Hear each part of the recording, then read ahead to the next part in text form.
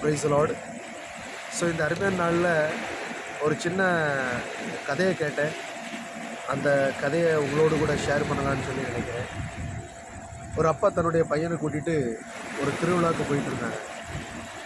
திருவிழாவுக்கு போயிட்டுருக்கிற வழியில் நம்ம எல்லாருக்குமே தெரியும், திருவிழாவில் நிறையா தின்பண்டங்கள் இருக்கும், விதவிதமான விளையாட்டுகள்லாம் இருக்கும்.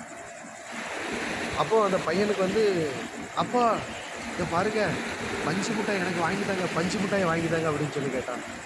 உடனே அவங்க அப்பா பஞ்சு மிட்டாய் வேண்டாம், பஞ்சு மிட்டாய் சாப்பிடக்கூடாது அப்படின்னு சொல்லி அவனை கையை பிடிச்சி எடுத்து போயிட்டாங்க. கொஞ்சம் தூரம் போன பிறகு அவனுக்கு கரும்புச்சாறு கடை. உடனே அப்பா எனக்கு கரும்புச்சாறு வாங்கிட்டாங்கப்பா, கரும்புச்சாறு குடிக்கணும் போல ஆசை.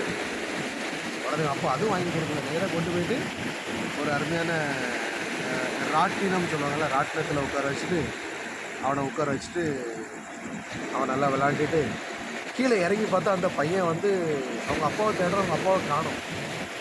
உடனே அப்பா அப்பா அப்பா அப்பான்னு சொல்லி அவன் அந்த இடத்துல அப்பாவை தேடிக்கிட்டே இருக்கிறான். அப்பா எங்கேயுமே காணலை.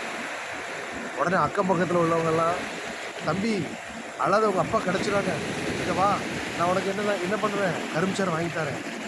போகும்போது அவங்க அப்பா கிட்ட கரும்புச்சாறு அவன் கேட்டவன் இப்போ அவனுக்கு கரும்புச்சாறு வாங்கி தரேன்னு சொல்லி எல்லாரும் சொல்லி சமாதானப்படுத்துகிறாங்க. எனக்கு கரும்புச்சாறு வேண்டாம். கொஞ்சம் தூரம் போன பிறகு அந்த பஞ்சு மிட்டாய் கடை இருக்குது, பஞ்சு மிட்டாய் வாங்கி தரேன் தம்பி அழாத அப்படின்னு சொல்கிறாங்க. இல்லை, எனக்கு பஞ்சு மிட்டாய் வேண்டாம், எனக்கு யார் வேணும், எங்கள் அப்பா தான் வேணும். ஸோ பிரியமானவர்களே, இந்த உலகத்தில் எல்லாமே இருக்கலாம், ஆனால் அந்த இடத்துல அப்பா அப்படிங்கிற அந்த ஸ்தானத்தில் அந்த இடத்துல அந்த பையன் அப்பாவை இழந்துட்டான். அந்த அப்பா இல்லாத குறை. அப்பா வந்துட்டாங்கன்னா எல்லாமே உனக்கு ஆட்டோமேட்டிக்காக கிடைக்கும். பஞ்சு மிட்டாய் முக்கியம் இல்லை, கரும்புச்சாறு முக்கியம் இல்லை, அப்பா தான் முக்கியம்.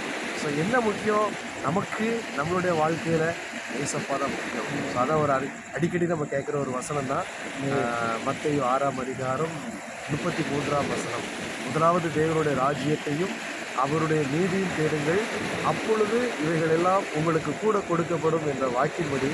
ஸோ ஃபஸ்ட்டு ஆண்டவர் இயேசுவை நாம் தேடும் பொழுது நிச்சயமாக இந்த உலக பிரகாரமான சகல விதமான ஆசீர்வாதங்களை கர்த்தர் நமக்கு தந்து ஆசீர்வதிப்பார். ஆமென், ஆமென்.